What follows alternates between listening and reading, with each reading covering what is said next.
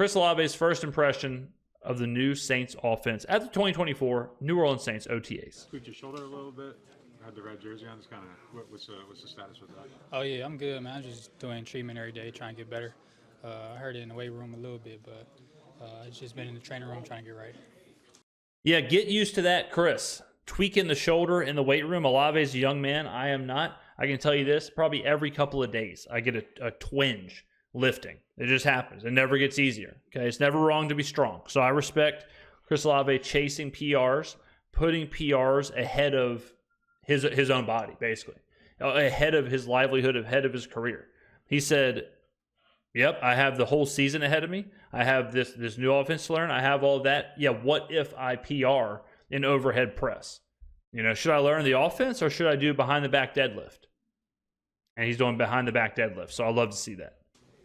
Just obviously new offense. Just you're a couple weeks in here with OTAs. What's your Okay, I mean, it's ridiculous. I always say this, but it's ridiculous how the New Orleans Saints, the audio, the actual videos from the Saints, the audio is so low. I'm cranking the audio up on my end. I will try, if I think the questions are too low, I'll repeat them for all of you. So let's listen. Let's go back a little bit here and hear what the pompadour with the gel hair has to say. What his question is. a couple weeks in here with OTAs? What's your kind of impressions of this new system? I love it, man. All right. So the question was new system a couple weeks in. What's your impressions? It's a great offense for the playmakers that we have. The West Coast offense that San Francisco ran. So we got a lot of playmakers since my first year. So it's to be able to use them, and with a lot of pre-snap motion, a lot of different things that we haven't ran in the past. They bring here. So I'm excited. Yep, there you go. Exactly what I'm talking about. So pre-snap motion, the Saints were horrible, probably dead last if I had to guess, in pre-snap motion throughout the entire season. And the San Francisco 49ers, one of the most creative teams pre-snap. Like, that is what makes this offense run. What makes this offense run is the ability to bring in all of your weapons, condense the formation, and then start moving pieces around. And then it's up to the coaches to see that movement, to see how the defense reacts, and to then react to the reaction, the reacception, if you will, to react to that and then exploit it for a positive gain. That's the whole point of the offense. And that is exactly what we were lacking last season. What we had last season was Pete Carmichael wrote down 10 plays, you know, in one of those giant crayons, wrote 10 plays down, and then he just ran those 10 plays. And that was it. And he just ran them in order. Didn't matter what was happening on the field. Didn't matter the down and distance. And he just let it rip. Instead, now we have coaches who have to be so engaged, because the only way this offense works is if the coaches can see what's happening, can see the adjustments, can see the movements, and then figure out the positive reaction to those. So that's another great example of how different this offense is going to be. People keep telling me, they keep saying, like, we don't know what the offense is going to do until the season starts. Not true. Patently false. Not true at all. We know what this offense is going to look like. We don't know the results of the offense. We don't know the statistics. We don't know how it's going to actually be executed. We don't know the win-loss. We don't know all that. But we do know the vision. We do know the strategy. We do know the scheme. We do know the plan. The plan is we're going to have a lot of pre-snap motion. The plan is we're going to have multiple running backs on the field at the same time. The plan is we're going to be one of the lowest teams in the NFL running the traditional 11 personnel sets. That's the plan. We know that.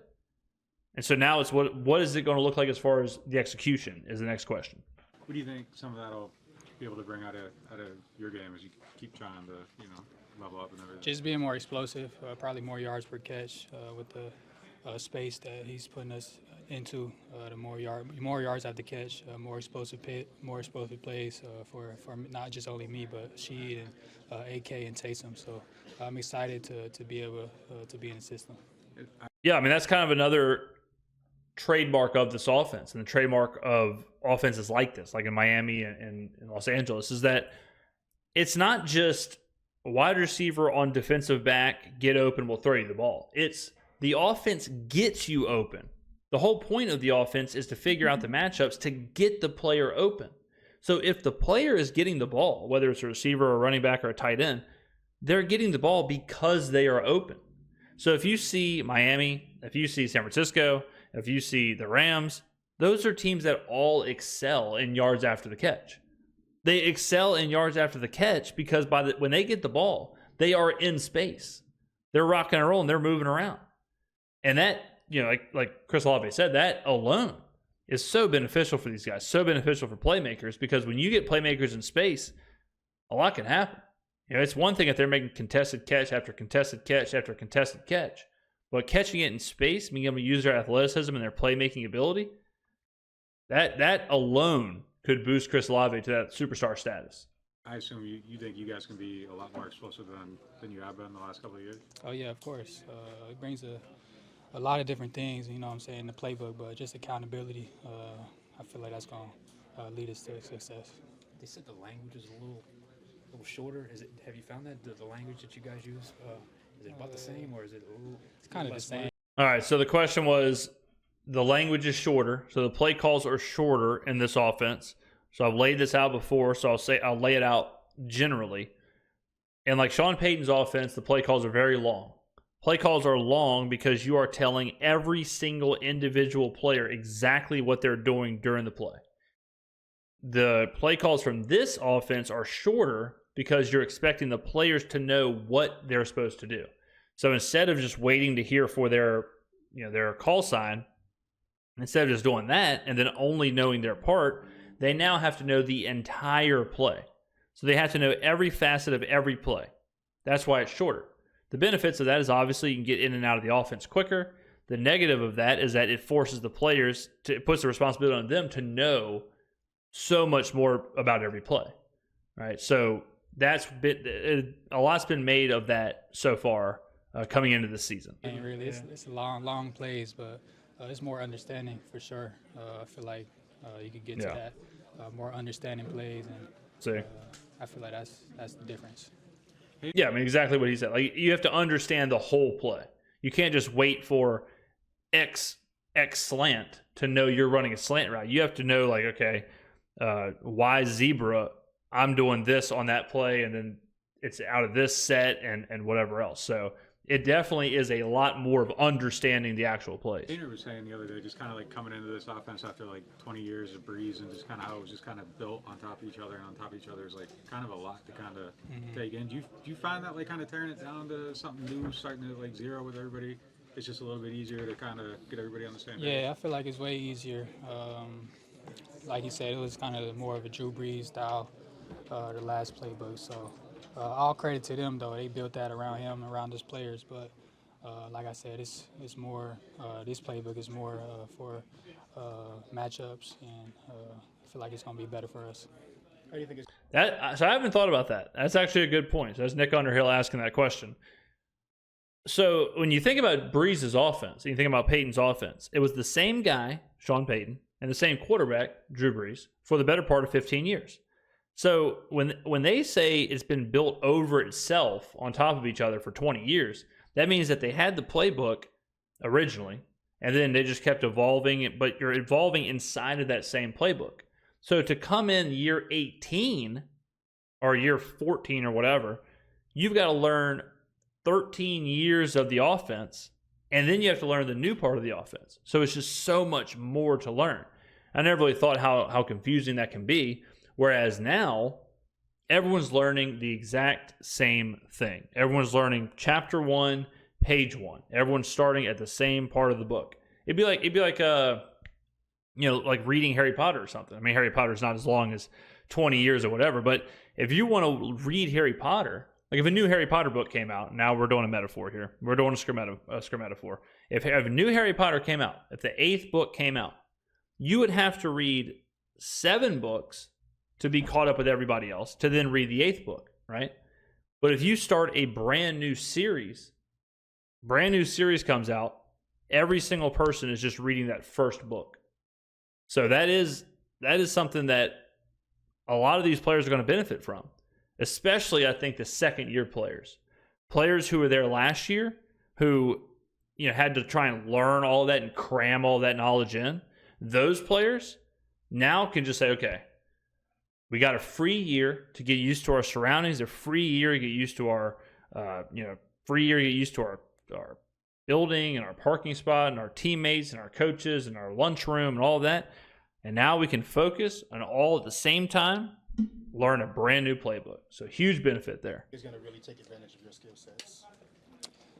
Just I have no idea what that question was. Let me try and hear. Let me try and really hear what the aluminum can on the end of the fishing wire attached to the other aluminum can. Let me try and hear what this question was here. ups and like I said, it's more. This playbook is more for ups and. All right, I feel like it's we're gonna be backing better up a for little us. bit. How do you think it's going to really take advantage of your skill sets? Just All right, they said, how do you think it's going to take advantage of your skill set? building around the strengths that I have. You know what I'm saying? Things that I can do and things that she can do. Things that our players can do is kind of focused on what we can do and building on that. I feel like it's playing to the player's strengths, so I feel like it's going to help us a lot. That's a big part of this offense too. Is that because of what I said earlier about the matchups, you have to only is a crazy image to pause it on, but you have to take advantage of the strengths, because the whole point of the offense is to get a certain matchup to exploit a certain thing. What you're trying to exploit is your player's strength.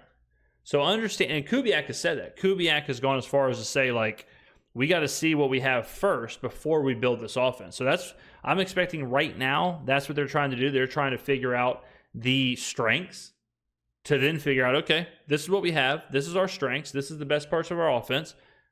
How do we utilize this? But you got to figure out what it is first. Emphasis has been around the way this offense will have a lot more speed. How's that? I mean, Dan, that was the craziest thing I've ever seen. I feel like I paid $12.99 on OnlyFans. What the hell just happened? Jesus. I didn't understand the question. Chris, it's a family show. Lord. I mean, I got to put my safe search on. Put my VPN on to watch the Saints YouTube.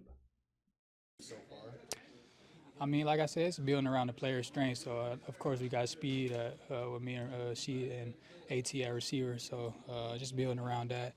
Like I said, playing to our strengths and be able to capitalize off that. I feel like it's going to help us a lot. Most of like the up-tempo aspect and getting a lot of plays in less time. Oh, yeah. That's definitely going to play a big difference. Like I said, coming from the West Coast, they bringing that Sanford offense here. So, I'm excited to be able to be a part of that. Question was the up-tempo. So another benefit of having shortened play calls is you can go a little up-tempo. If you have these super long plays, it's harder to get in and out of the huddle. Thus, it's harder to be quick, right? But shorter play calls and everything's kind of similar pre-snap before the motion and all that stuff starts. You can kind of, if you really want to, and I'm not saying they're going to run no huddle all the time. They're going to be in a 2-minute drill all the time. But if they want to, and they certainly will, because that's an option. That is a benefit you can exploit. A benefit is, okay, we've got them on the ropes here. Let's just go ahead and push. If you do want to go up tempo, this offense and this scheme does lend itself to going real quick. For you personally, what's the next level look like for you? What are you trying to accomplish this year? Good question. Question is, for you specifically, Chris Olave, what is the next level? I personally think Chris Olave is a top 10 wide receiver in the NFL. I think a lot of people have him underrated. And I'm not going to lie, I had him underrated. I recently did an interview with the boys over at You Don't Know Ball on their YouTube channel, which that video will be coming out soon, either in June or July. My episode will come out. Had a lot of fun with those guys. I will definitely keep you updated. But in there, we kind of talked about this, and we were saying, like, how good do people see Chris Olave? I thought that Garrett Wilson was having a better career than Olave. Garrett Wilson, the star receiver for the Jets. I would assume a lot of people are going to put Garrett Wilson in that top 10 kind of category, right? I went and looked at the analytics, and I went and looked at the deep numbers. We're talking contested catch rate, separation yardage. We're talking target downfield, hands, catchable passes, catch rate, non-catchable passes, catch rate, all of that stuff. Like deep analytics. Chris Olave was the same or better in almost every analytic than Garrett Wilson.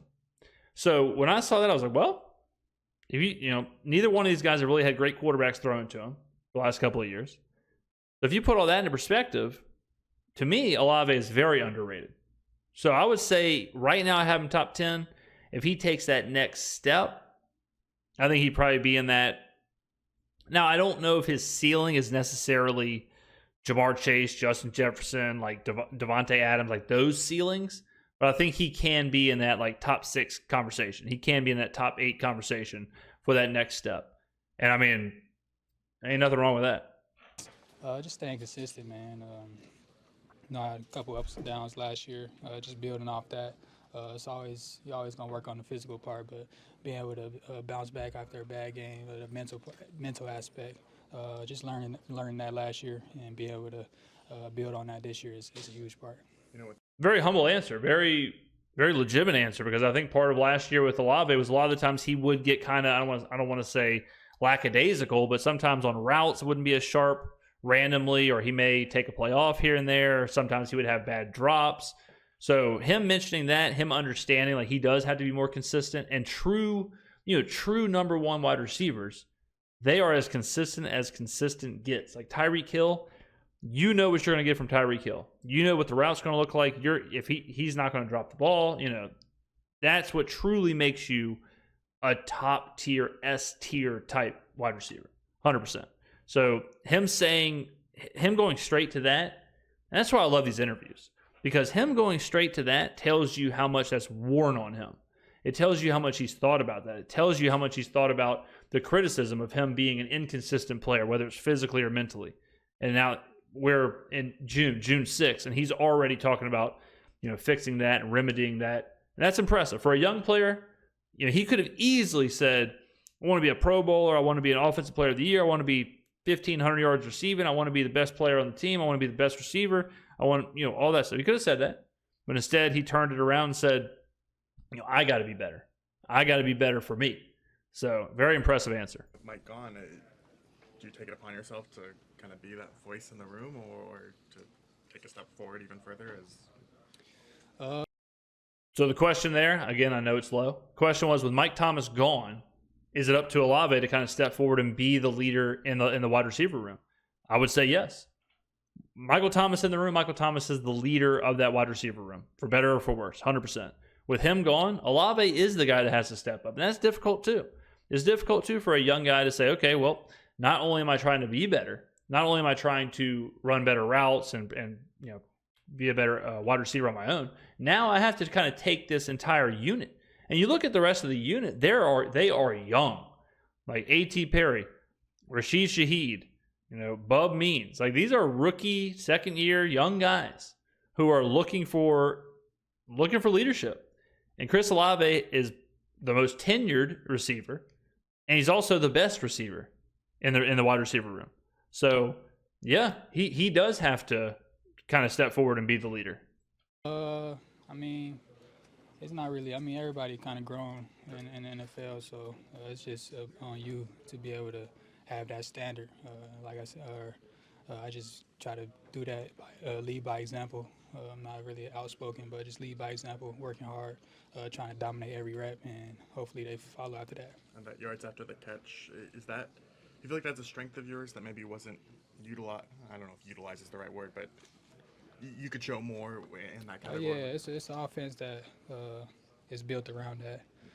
Just catching the ball in space, catching the ball over the middle, or even on the outside with space and separation. I feel like it's built around having yards after catch. So I'm definitely proud to be in the system, like I said, and I'm excited. That's also really beneficial for Carr on the offensive line, because let me draw it up for you, okay? Let's say you want to get 12 yards. In last year's system with the Saints, you're going to have to throw a ball 12 yards downfield. Like, there wasn't a yards after the catch emphasis. There wasn't any of that. So then all of a sudden now, what do you have to do? If you're trying to throw the ball further downfield, you got to hold the ball longer. You got to take a longer drop back. You got to set back in the pocket for longer. You got to let the receivers run downfield further. You got to let the routes develop, all that stuff. And then what happens? The offensive line can't hold up. Then what happens? Derek Carr holds the ball too long, or he's getting pressured in the pocket. He collapses. He gets sacked. We saw that all last year. With an offense like this, you want 12 yards. You can run a 5-yard route. You can run a 6-yard, 7-yard, 8-yard route, because you understand there might be 5 yards of yak, yards after the catch. There might be 5 yards of yak baked into that. So that's another huge benefit to this, is you don't have to hold the ball that long. You don't have to drop back that far. there's not that much pressure and emphasis and onus on the offensive line. So the offensive line doesn't have to say, okay, it's 3rd and 10. We are going to have a big-time drop back here. We're going to have to hold our line. We're going to have to hold the pocket because we got to give time for the receivers to get downfield. It's not the case anymore. So with a team like our team, with a weak offensive line, with a shaky at best offensive line, with a young offensive line, with Talise Fuaga and Trevor Penning, hugely beneficial as well. Is that a mindset too, like being good at yards after the catch? Like, Oh yeah, I mean, of course. Question was, is that a mindset to be good at yards after the catch? I mean, you don't want to get tackled by the first person, and my mindset is trying to take everything to the house, every touch. So I definitely got to do that more, and I'll definitely try to work on that in practice. I would assume that's a change too for receivers, because if you think about it and you think like you're always making contested catches, you're used to catching the ball in traffic, catching the ball, getting hit, catching the ball, going to the ground. You're not really thinking about catching the ball, getting yourself ready to roll, and then going upfield. But if you're in a system like this where you are expected to get that yak, it does kind of change how you even catch the ball. Because now instead of just catching it, go to the ground, you are aware that you're supposed to catch it, get up, and move. And I mean, these are all young guys, so they don't have to like really change things. But for someone like Michael Thomas, that would be a huge change. Think about Michael Thomas and all the catches you can remember of his career, all the slant routes and all the contested catches, really physical catches, like him catching the ball and immediately getting hit, immediately taken to the ground. Now all of a sudden, imagine him catching the ball just open in space. That's a very different mindset for just reeling in those catches. Great dude. Man, what the hell was the question here? It's crazy how low some of these questions are. They try to work on that in practice. Great dude, man. Some that I definitely needed. Some that he relates to me, just from backgrounds. And he's a great coach, great leader, motivational, and like I said, I'm excited to have him around. And Yeah, they asked about the new wide receiver coach, for him to who I've heard is very energetic. I don't know anything about him. As wide receiver coach, it is what it is. But I've heard he's incredibly energetic on the practice field. push me is everything that I need. So Chris, when you're talking about like mentally bouncing back, from tough performances or whatever, like, did you like try to find any resources to kind of help you figure out how to do that? oh yeah, Question was, how do you bounce back? Talking about bouncing back from a bad performance. Did you find any resources to help you do that? I don't know if he means a Jordan Peterson podcast or some David Goggins Instagram clips. Like, I'm not sure what resources we're talking about here. I'm not sure if he's talking about, Jocko Willink's daily Instagrams, but I mean, it's older guys that tell me that's natural. Just have bad games, but just having the standard that I have for myself and the expectations I have for myself gets hard sometimes. So just being able to be hard on yourself, but at the same time, just let it go and just bounce back for the next game is something that I learned last year. Are you one of those guys that feels like you should always have a certain level of production, or are you okay with those certain games where the defense is so focused on you that other guys have good games and you're just running good routes and the ball's not coming there? Yeah. question was, do you always want a certain level of production? So do you expect to always have 8 catches for 100 yards, or is it okay if you're getting doubled? Is it okay for you to have 2 catches if that means someone else is carrying the load? The answer, I think the easy answer is to say that you're okay with, whoever doing whatever they've got to do so that the team wins. But I also believe that the good players have to perform. Travis Kelce gets doubled every game. Travis Kelce still has to come up big in big moments. That's why they're the big players, right? Like, you don't think they're doubling Cooper Kupp, or they weren't doubling Cooper Kupp during his record-breaking year? You don't think they were doubling Puka Nacua last year? You don't think they were doubling Tyreek Hill when he was in Kansas City? Like, just because the pressure is on a player, the great players are the ones who can still perform, who can still produce. Now, it is up to the coaches too. It is up to the coaches to get Travis Kelce open, to get Tyreek Hill open, to get these players open, even among that kind of focus. So it's partly on the player to say, okay, yeah, I know I'm getting, bracketed, or I know I'm getting double covered, or I know I'm getting an extra look, or whatever. If you're a defensive lineman, I know I'm going to be facing a left tackle and a fullback, or I know I'm getting chipped, but I still have to perform. It's not good enough to just take to take that distraction. You have to also be good to the level that you can surpass it. So it's one of those answers where it's like, yeah, it's easy and it sounds good to be like, no, whoever, whatever, I don't care as long as we win. But the truth is that it really, it doesn't matter how much of a focus the defense has on you. You're the star player. You still have to be good, and you still have to perform, especially in crunch time. Yeah, I definitely was like that early in my career, especially in college. But I found out it's just about winning, really. Just trying, if you are that number one guy, just bring that attention to you so other guys can get open. It's going to be games like that. But as long as we winning, I feel like I can control what I can control. So. How accustomed are you, since you've been here, in a way, since your rookie year, there have been games where you've been the number one guy, really? When did you really start getting used to, in the NFL, knowing that you were the primary concern for the opposing secondary? Probably last. Question was, when did you start getting used to that, being the number one guy in the NFL? Obviously, he was the number one guy in college, but in the NFL, when were you used to it? I would say, Michael Thomas has been hurt for the last couple of years, so I think Chris Olave has been the number one guy for a few years now. And certainly last year with Thomas coming off of the injury, at that point, it's like, okay, Olave already was getting used to being the one.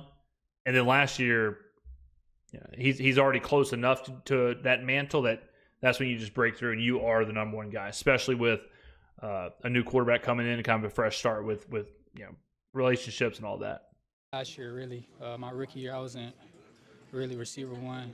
Mike and Jarvis was here, kind of had to play my role until they got hurt. But probably last year when that was the focal point, it still wasn't too much attention, but some games it was kind of like that. So probably last year, that's when I learned. Last year it was like that a lot. I mean, for Chris Olave, especially with the Saints that were down, it was very obvious where they were trying to go with the ball. So especially with the wide receiver room being a bit light after Thomas's injury, yeah, I'm sure Olave got, and that's hard. It's really hard I remember in Green Bay, if y'all remember when Jordy Nelson was the 1 and Randall Cobb was the 2, Cobb was a really good 2.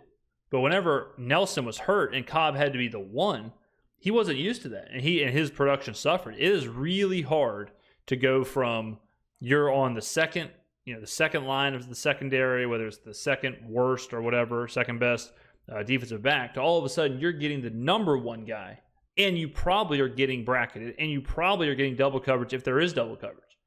That's a very different world for wide receivers. So it's not as easy as, it's not Madden, where it's just, oh, this receiver's better, he's the number one wide receiver. Some receivers are really good at being a 2, or really good at being a 3. Cornerbacks are the same way. Some cornerbacks love to cover the slot. Some can't cover the slot. So there's so many nuances that just aren't talked about, aren't looked at in the NFL. And that's one of them. That is absolutely one of them.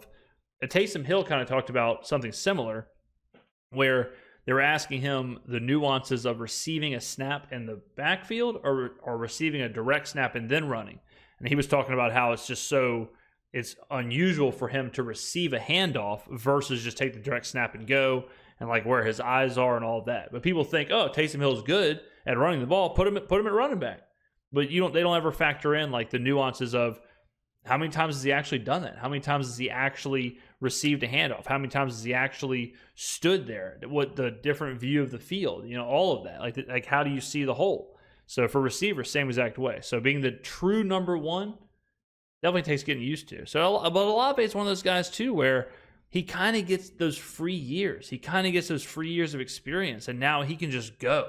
He can just forget all that. He can forget everything that happened last year or anything that happened before, and he can just take this year and make it whatever he wants it to be. And that's kind of the theme of the Saints this year, is that everything that happened in the past, wipe it clean. Forget about it. Wipe it clean. It's a brand new year, and that doesn't mean they're going to win 12 games, but it is worth getting excited about. And I think it's just one of those things where we're on the first page. We're truly on the first page of this Kubiak era, this new offense. And for the Saints, I keep telling people this, but they are one of the rare teams in the NFL that have done the exact same thing for 20 straight years. And now they're doing something totally different. Since 2005, when Sean Payton showed up and Drew Brees showed up, the Saints have done the exact same thing, ran the exact same offense. Doesn't matter if it was Brees, doesn't matter if it was Dalton or Winston or Book or Simeon or whoever, or Carr last year. Well, now for the first time in 2 decades, 20 years, it's going to be a brand new thing, brand new package on the offense, brand new systems, brand new personnels. Nothing will look the same. That's wild. Not a lot of teams can say that. You think about other teams, coaches come in, coaches go, coordinators come in, coordinators go, quarterbacks come in, quarterbacks go. Not in New Orleans. New Orleans has been one of those weird franchises where it's just sat the same for 2 decades. And now we get to see what it looks like totally different. We get to see what it looks like with a little tweak, a little change. Right? A whole new coaching staff, new players, rookies, veterans, mix of it all. Some people who have been lifelong Saints. Right? It doesn't matter. A lifelong Saint like Alvin Kamara, he's learning a brand new offense the same way that a 5th-round pick in Bub Means is learning it. So it might not equate to a lot of wins, but it'll be a very interesting season. It'll be a good season, a fun season to watch. Good stuff from Olave. I hope he gets healthy soon. Shoulder with the shoulder injury. God, you got to get off. I mean, the subreddit's out of control. Jesus. Join the subreddit again, ladies and gentlemen. It's an easy way to post videos that you want me to react to, and for the community. Again, the Twitter page. I'm always active on Twitter. Make sure you're following the Twitter page, following the Instagram. Good stuff. This was fun.